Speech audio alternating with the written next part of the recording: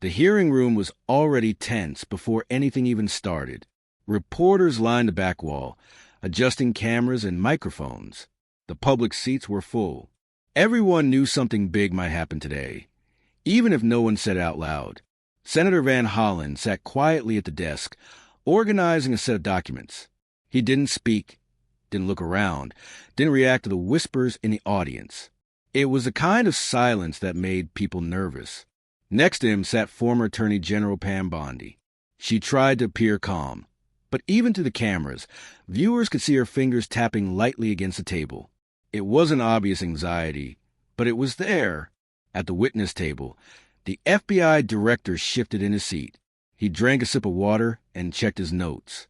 He looked prepared, but his eyes revealed one thing. He expected a long day. The chair of the committee tapped the gavel. This hearing is now in session. A hush fell across the room. Van Hollen stood. No greeting, no introduction, just a single sentence. I have a document to enter into the record. He placed a folder on the desk. The microphones picked up the sound, a soft but heavy thump. Everyone leaned forward. No one yet understood how serious the next 92 seconds would become. The cameras zoomed in. Senator Van Hollen opened the folder slowly, almost deliberately, as if letting the tension build on its own. He pulled out a single sheet of paper. Not thick, not dramatic looking, just standard government print.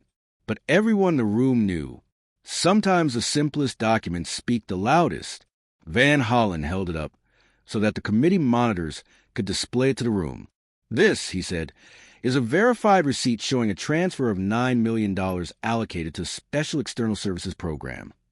The audience shifted. Even the reporters stopped typing. Bondi froze. Her shoulders tightened. Her eyes flickered, just for a second, toward the FBI director, like she was silently asking if he knew this was coming.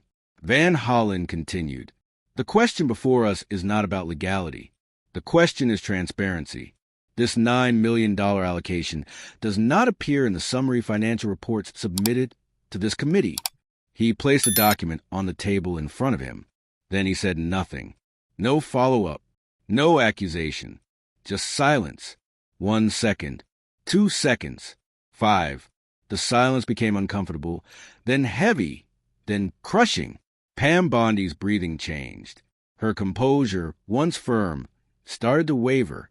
She finally spoke, but her voice was softer than expected. I was not informed that this document would be presented today. The room reacted instantly. Chairs shifted.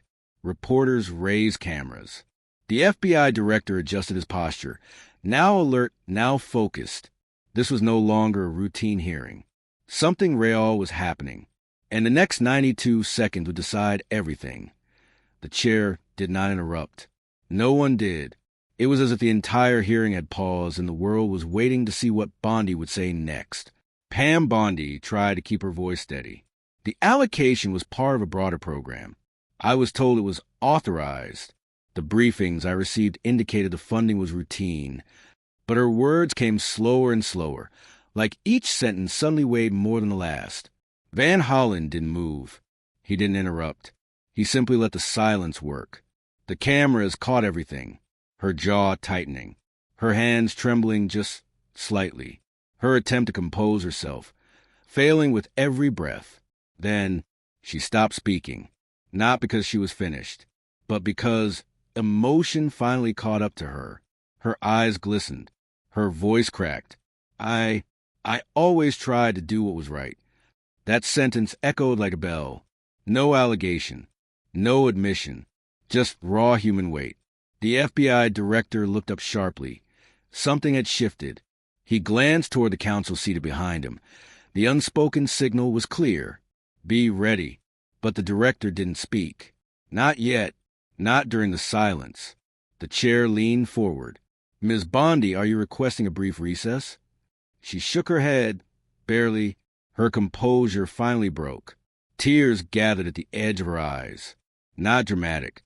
Not loud, not staged, just real. The room didn't breathe. All of this happened in 92 seconds. And the FBI director knew. Now he would have to speak next. The chair slowly turned toward the witness table. Director, you may respond if you wish. Every camera locked onto him. He sat completely still, hands folded, eyes focused forward, but something in his posture had changed. No longer calm, no longer neutral. He cleared his throat. Let me be clear, he began, carefully choosing each word. Our agency followed the directives provided. We reviewed the funding authorization as it was presented to us. But his voice wasn't steady now. He wasn't rattled. He was calculating. He knew the room felt the shift. Van Hollen finally spoke again, one quiet question. Director, were you aware that the $9 million was omitted from the public report? No accusation, just a question. The director paused, too long for comfort. 3 seconds. 5. 8. His answer was slow. I was made aware only recently. The reporters reacted instantly. Pens scratching, keyboards clacking, cameras closing in. Pam Bondi wiped her eyes. Her voice was barely above a whisper. Recently? Recently? She looked up, not angry but hurt, as if realizing something she wasn't prepared to face. Van Hollen did not raise his voice. There was no need. Director, please clarify the timeline for the record. The director shifted in his seat. The first real sign of discomfort. He exhaled. I learned of the omission 3 weeks ago. The room erupted. Gasps, murmurs, questions, until the chair slammed the gavel. Order. Order in the room. But the tone of the hearing had already changed. This was no longer about a document. This was about who knew, when they knew, and who stayed silent. And the public was watching. Every second. The hearing room, once orderly and formal, now felt like a pressure chamber. Everyone had heard the same thing. The $9 million wasn't the shock. The timeline was. Van Hollen did not raise his tone. He didn't need to. His calm voice was more powerful than shouting. Director, why did this committee not receive notice the moment you learned the omission? The director's jaw tightened, a sign that the question landed exactly where it was aimed. He answered carefully, because at that time, we were still verifying the origin of the allocation. A low ripple moved through the room. Van Hollen leaned forward just slightly. So you waited for confirmation. The director nodded. Correct. Van Hollen paused. And did you receive that confirmation? This time the director did not answer right away. He looked at Bondi. Bondi looked down. The silence returned, but now it was sharper. Finally, yes. You could feel the collective heartbeat of the room. Pam Bondi's breathing hitched. She placed her hand lightly over her mouth, trying to steady herself. Van Hollen continued, still calm, still steady. And when exactly did that confirmation occur? The director closed his eyes for a moment, as if bracing himself. For days ago, the room froze. Not the timeline they expected. Not weeks. Not months. For days. And yet, no notice. No briefing. No communication. Pam Bondi whispered. Not to anyone, just to herself. I should have been told. Her voice trembled again. Van Hollen did not react emotionally, only factually. Director, you understand that withholding the confirmation from the Oversight Committee places us in a position of unawareness during public operations. The director nodded, unable to deny it. I understand. The chair looked between them, knowing the next part would define the hearing. Senator, do you have a motion? Van Hollen didn't look at his notes. He already knew the next step. He spoke clearly. Yes, I request immediate private session, review of the supporting documents referenced by the director. Gasps. Cameras clicked. Bondi wiped another tear. The FBI director finally looked up. Not defensive. Not calm. Aware that the hearing had just crossed from public questioning to internal accountability. The chair tapped the gavel once, not to silence the room, but to keep the moment steady. The motion has been stated. Senator Van Hollen requests a private session to review the supporting documents. The room waited for the response. The FBI director took a slow breath. Everyone could see it. The hesitation, the calculation, the awareness of what came next. He spoke carefully. Those documents can be provided, but they are classified at a level requiring secure review. Another shift in the air. Not dramatic, just heavy. Van Hollen nodded once. We expected that. Pam Bondi was staring straight ahead, eyes red, expression blank, the emotion gone now, replaced by something else. Not fear, not anger, something closer to realization. She whispered, just loud enough for the microphone to catch. So it was never just procedural. The FBI director did not look at her. He didn't have to. Everyone understood what she meant. Van Hollen gathered the documents he had placed on the table. No commentary, no final speech, no escalation. He simply closed the folder. We will proceed to private review. The chair nodded. This public session is temporarily recessed. The gavel came down. One sharp strike. The camera zoomed in on 3 faces as the hearing paused. Van Hollen, steady, controlled, prepared. Bondi, silent, eyes lowered, still processing everything that had just unfolded. The FBI director, posture straight, expression firm, but hands tense. The microphones cut. The cameras faded. The audience was escorted out. But one thing was unmistakably clear. The real conversation was about to begin behind closed doors. The heavy doors shut with a muted thud. No cameras, no audience, no reporters. Just a narrow conference room, a single polished table, and the 3 of them. Senator Van Hollen, Pam Bondi, the FBI director. The silence in this room was different, not performative, not public, real. Van Hollen placed a folder on the table, but didn't sit. He stood, arms crossed loosely. The FBI director sat down first, but his posture was stiff, like someone bracing for impact. Pam Bondi didn't sit at all. She stood near the window, facing away from the others, breathing slowly, steadying herself. For a moment, no one spoke. Then Van Hollen broke the silence. This isn't about blame. Bondi exhaled shaky. Then what is it about? Van Hollen answered calmly, understanding why communication stopped. Someone made the decision to hold back information. We just need to know who made that choice. The director spoke next, not defensive, just tired. The decision was mine. Bondi turned around sharply, her voice soft but pained. Why would you keep something like that from the Oversight Committee? From me? The director looked at her. Really looked, not as colleagues, but as people who had worked alongside each other for years. Because I was told the document was still under internal verification. Van Hollen raised an eyebrow slightly. Told by whom? The director hesitated, and that hesitation said more than any answer could. Bondi closed her eyes, the pieces falling into place. So the directive didn't come from here. He didn't confirm. He didn't deny. He didn't need to. The room understood.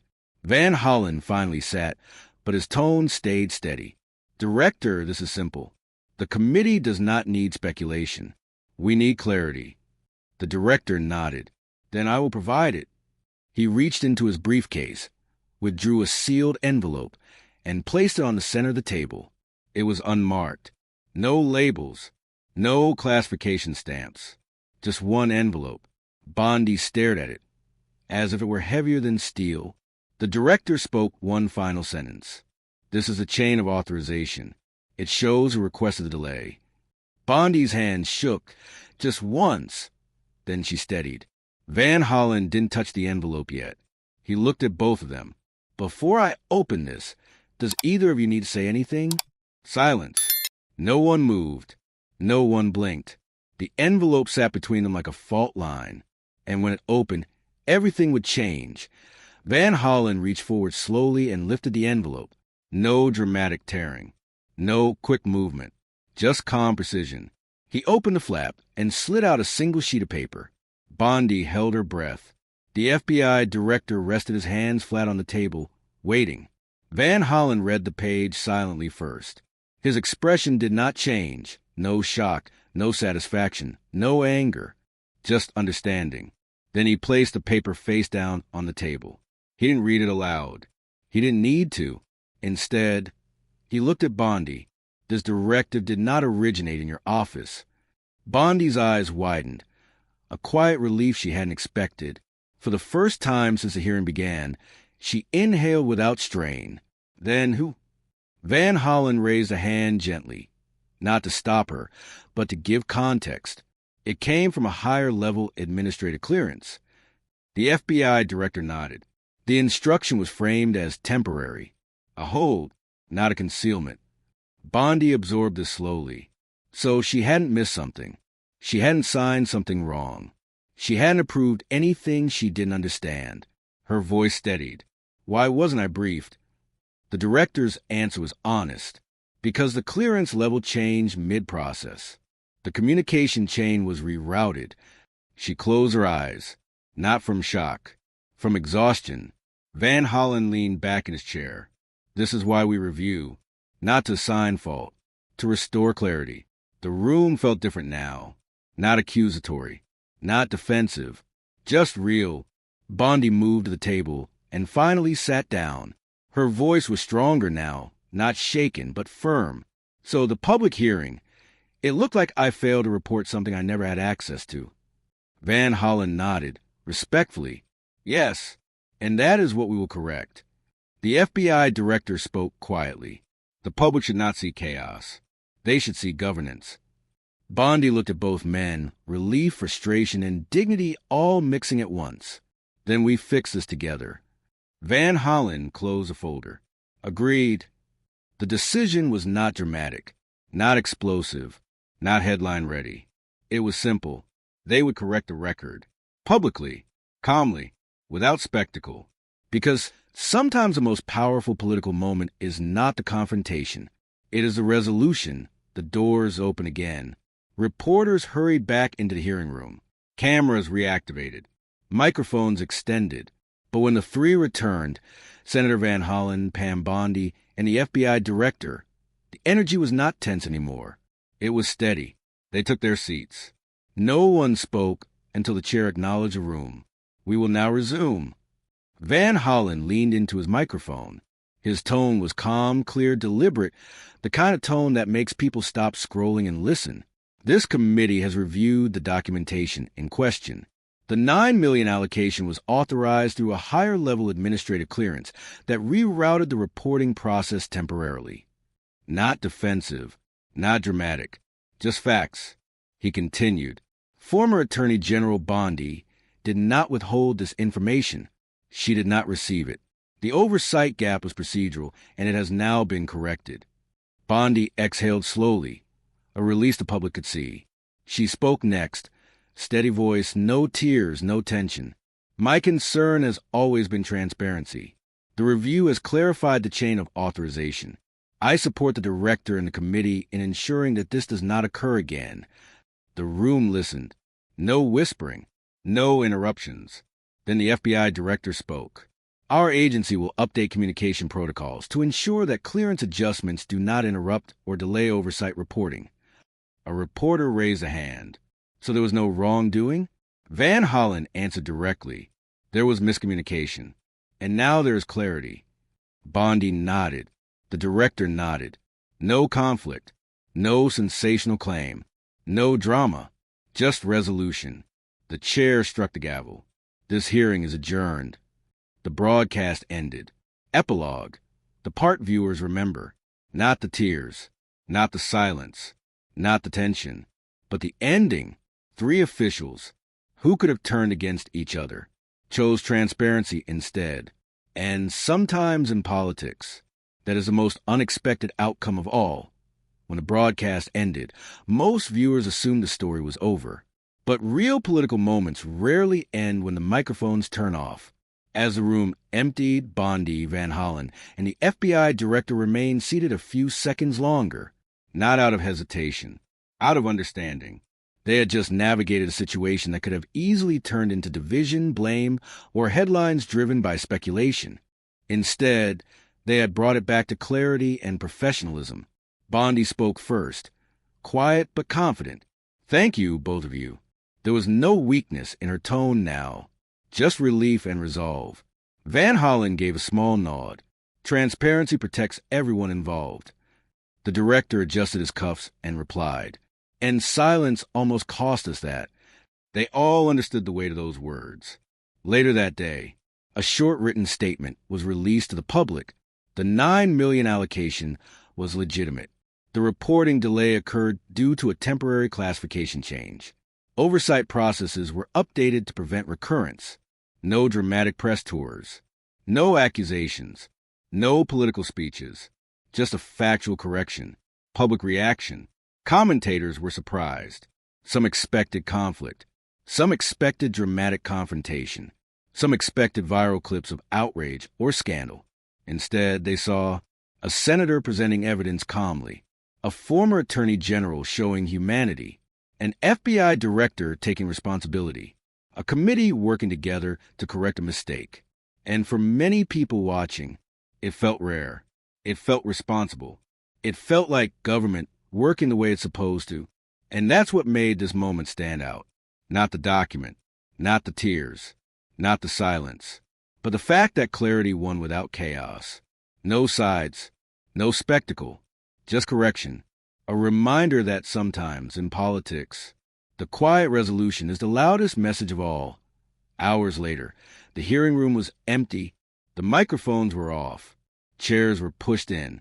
The bright studio lighting had been turned down to a softer glow. Only the quiet echo of the day remained. Pam Bondi stepped out into the hallway first. Not hurried, not shaken, just calm.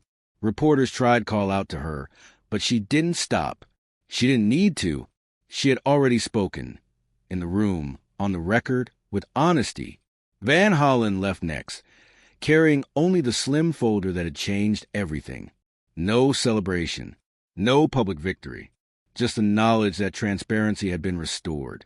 The FBI director walked out last, shoulders squared, expression composed. He had taken responsibility, the rare kind, the real kind, and he knew the importance of that would be recognized in time. Outside, the sky was turning gold from the late afternoon light. The world kept moving. Traffic rolled. Phones buzzed. People lived their lives. Most viewers who watched the hearing would remember the dramatic silence, the emotional moment, the $9 million document. But those who understood government, really understood it, saw something else. A moment where leadership meant choosing clarity over chaos, cooperation over conflict, resolution over spectacle. No winner, no loser, just the work being done. And that was the final message. Not every tense hearing ends in confrontation. Sometimes the strongest moment is when everyone chooses to stand on the same side of the truth. End of story.